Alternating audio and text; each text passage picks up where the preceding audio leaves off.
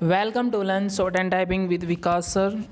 The Hindu editorial dictation heading is Mint Street Machines.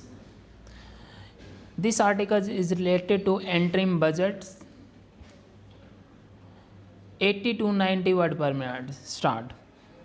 The latest bi-monthly meeting of the Reserve Bank of India's Monetary Policy Committee, whose outcomes will be revealed by RBI Governor Shaktikanta Das on Thursday, is widely expected to result in a status quo on interest rates yet again. At its last review in early December, 5 or 6 of the 6 MPC members had voted to persist with the withdrawal of accommodation stance, and the panel had raised its GDP growth forecast for the year to 7% from 6 to 5%.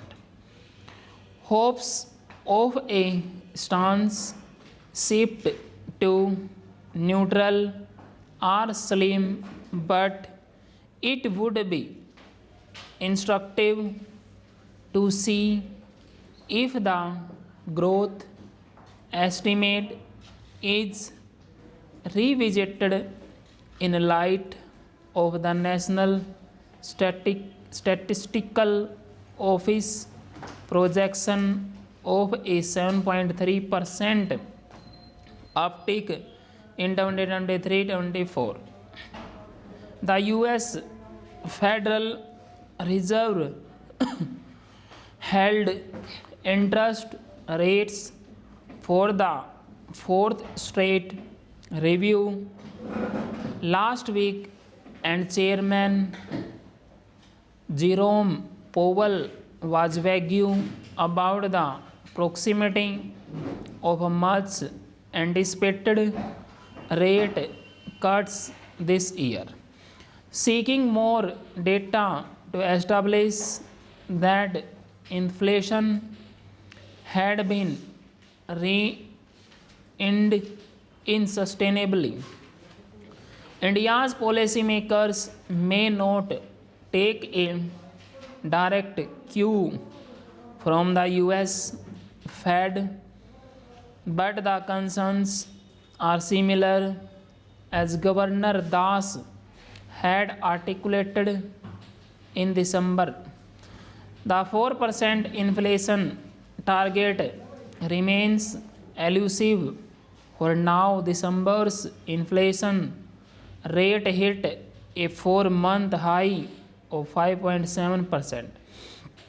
The RBI expects inflation to average 5.2% in this quarter, which it only expects it to cool to 4% in the July-September phase, providing a window for a rate cut consideration if the monsoon is normal.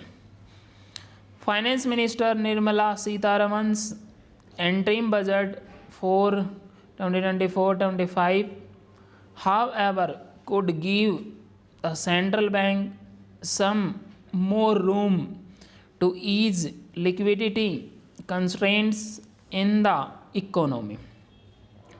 While the government did not provide a prop for weak consumption trends, it is also not adding to inflation pressures.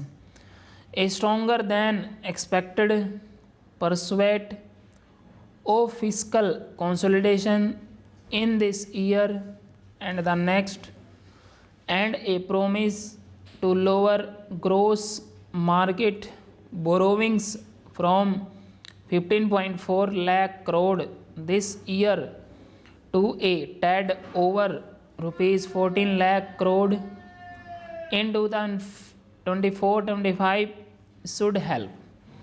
The minister asserted that this will free up more credit for the private sector now that industry is beginning to invest at scale.